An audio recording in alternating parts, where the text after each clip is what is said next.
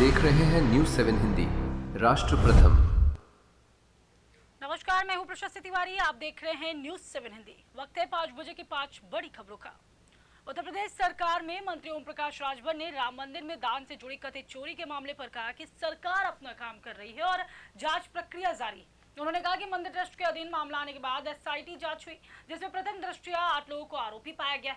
उनसे पूछताछ के बाद उन्हें जेल भेजा गया। मंत्री ने आगे कहा कि पुलिस अपनी कार्रवाई कर रही है और विपक्ष इस मुद्दे पर इसलिए प्रतिक्रिया दे रहे हैं क्योंकि उसके समर्थन लोग जांच के दायरे में आए हैं। सरकार का काम है अपना काम करना।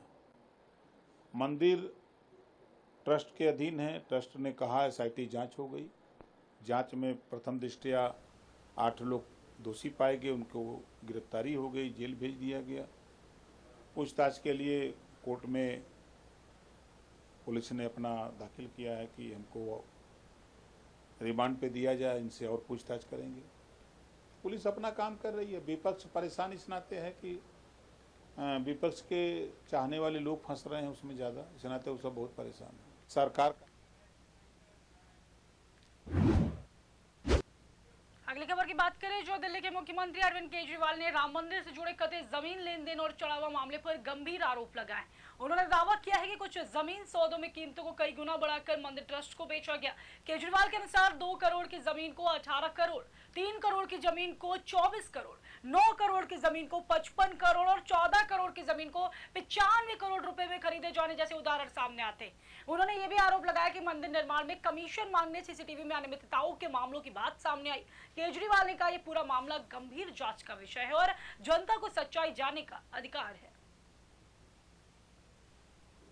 जमीनों के खूब घोटाले हुए वहां पे। एक मामला जो खूब चर्चा में आया, खूब अखबारों में चला, एक पाठक परिवार है जिसने 2 करोड़ की जमीन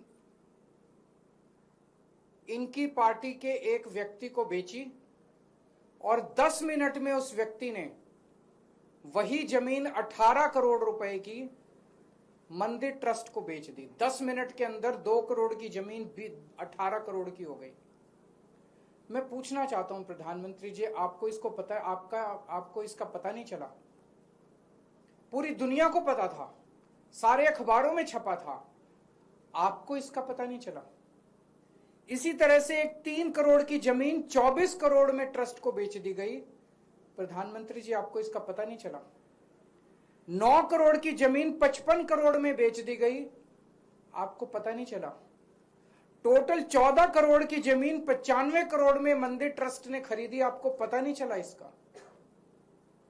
और ये कागज कोई खुफिया कागज नहीं है, लोग लेके घूम रहे हैं चारों तरफ, पब्लिक डोमेन में ये सारे कागज हैं, आपको पता नहीं चला?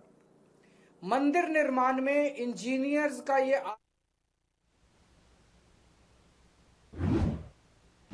अगली खबर की बात करें, जो दिल्ली की मुख्यमंत्री रेखा गुप्ता ने घोषणा की है कि 1 जुलाई 2026 से दिल्ली की नई इलेक्ट्रिक व्हीकल पॉलिसी को आधिकारिक रूप से नोटिफाई कर दिया गया है। मुख्यमंत्री के अनुसार नई नीति के तहत इलेक्ट्रिक 2 पहिया वाहन 2 व्हीलर खरीदने पर 30,000 रुपए की सरकारी सब्सिडी दी जाएगी, जबकि इलेक्ट्रिक 3 पहिया 3 व्हीलर पर 50,000 रुपए की सब्सिडी का प्रावधान किया गया है। यह भी स्पष्ट किया कि पेट्रोल और डीजल वाहनों पर तत्काल प्रतिबंध नहीं लगाया जाएगा। मौजूदा वाहन अपने निर्धारित समय सीमा तक पहले ही तरह चलाए जा सकेंगे। सरकार का उद्देश्य चरणबद्ध तरीके से इलेक्ट्रिक वाहनों को बढ़ावा देना। इस नीति को दिल्ली में स्वच्छ ऊर्जा और प्रदूषण नियंत्रण की दिशा में एक अहम कदम माना जा रहा है। 1 जुलाई 2026 आज दिल्ली की नई ईवी पॉलिसी गजट नोटिफाई हो चुकी है, एग्जीक्यूशन हो गया है। आज से जो भी ईवी 2 व्हीलर खरीदेगा उस पे 30,000 रुपए की सब्सिडी सरकार देगी, 3 व्हीलर पे 50,000 की सब्सिडी और N1 जो छोटा हाथी जिसे बोलते हैं उस पे 1 लाख रुपए की सब्सिडी सरकार ने देना मंजूर किया है। और जितनी भी हमारी 30 लाख रुपए से नीचे की गाड़ियां हैं उस पे पूरी तरीके से रोड टैक्स और रजिस्ट्रेशन टैक्स पूरी तरीके से माफ है। और किसी को अपना पुराना व्हीकल चेंज करना है नई व्हीकल में तो स्क्रैपिंग पे भी इंसेंटिव दे रही है सरकार, 2 व्हीलर पे भी, 3 व्हीलर पे भी, 4 व्हीलर पे भी, सब पे इंसेंटिव मिल रहा है।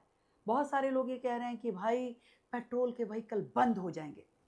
नहीं, यदि आपके पास पेट्रोल व्हीकल है, जितना भी उसका टाइम लिमिट है आप उसे चला सकते हैं बिना रोक टोक के। और हाँ, इतना जरूर है कि जब हम रिफॉर्म की बात करते हैं, पॉल्यूशन कम करने की बात करते हैं और दूसरी कंट्रीज के एग्जाम्पल सेट करने की बात करते हैं, तो दिल्ली शहर ने पहली बार, दिल्ली सरकार ने बड़ा। अगली खबर की ओर बढ़ते हैं। जो राजद नेता मनोज कुमार झा ने योगी आदित्यनाथ द्वारा अयोध्या कथित दान चोरी मामले में सख्त कार्रवाई के आश्वासन पर प्रतिक्रिया दी। उन्होंने कहा है यह मामला सरकार की निगरानी में हुआ और दूध का दूध पानी का पानी होना चाहिए। मनोज झा ने कहा दान देने वाले हर व्यक्ति को यह जानने का अधिकार है कि उसकी आस्था श्रद्धा के साथ किसी प्रकार का खिलवाड़ तो नहीं हुआ है। उन्होंने आगे आरोप लगाया कई बार जांच में छोटी मछलियों पर कार्रवाई होती है जबकि बड़ी जिम्मेदारियों से जुड़े लोगों को बचाने की कोशिश महसूस की जाती। उन्होंने निष्पक्ष और पारदर्शी जांच की मांग की है। लेकिन इसको लेकर राजनीतिक माहौल गर्म है। नहीं, मैं सीधे कहूंगा योगी जी को कि उनके नाक के नीचे हुआ है। इसमें कितनी बड़ी भूमिका है लखनऊ और अहमदाबाद के कॉन्फ्लिक्ट की, ये भी चर्चा का विषय है।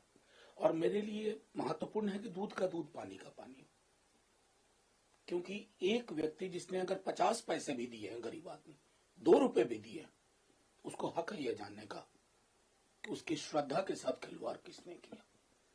और मुझे उनसे भी सुनना है जिनसे अब तक नहीं सुना, जिनके लिए गाने बनवाए गए थे, जो राम को लाए, अब एक नया गाना बने, जो राम का चंदा खाए। फिर उनको छोटी मछली को पकड़ करके शार्क को बच।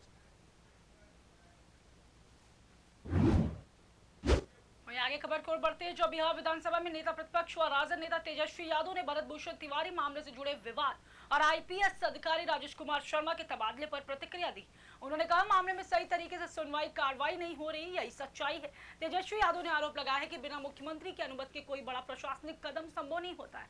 उन्होंने आगे कहा किसी वरिष्ठ अधिकारी द्वारा संदेश दिए जाने के बाद ही एनकाउंटर जैसी कार्रवाई हुई होगी और इस पूरे घटनाक्रम की निष्पक्ष जांच जरूरी है। मिलता है, सही से सुनवाई और कार्रवाई नहीं हो पाती है, यही सच्चाई है। सत्ता में बैठे लोग, हम तो बता रहे भाई, बिना मुख्यमंत्री की अनुमति से किसी की हिम्मत ही नहीं है। गृह मंत्री वही है, बड़े अधिकारी द्वारा उनको मैसेज भेजा गया तब एनकाउंटर हुआ है।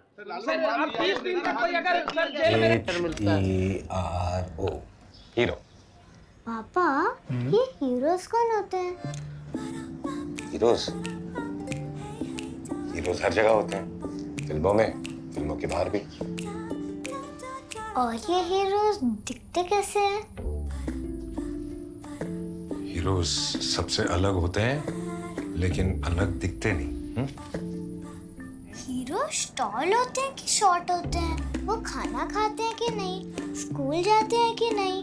वो पढ़ाई करते हैं कि नहीं? ये हीरोज भी होमवर्क करते होंगे क्या? वो कुकीज खाते हैं क्या? पापा, ये हीरोज करते क्या है? वो आपके साथ रहते हैं और आपको प्रोटेक्ट करते हैं। बाय। फिर तो आप ही मेरे हीरो हुए, क्योंकि आप ही मुझे प्रोटेक्ट करते हो। लेकिन इस घर में एक और हीरो है जो हमेशा आपको सेफ रखता है। मुझे तो कहीं नहीं दिख रहा। हीरोज हमेशा दिखाई दे ये जरूरी नहीं है।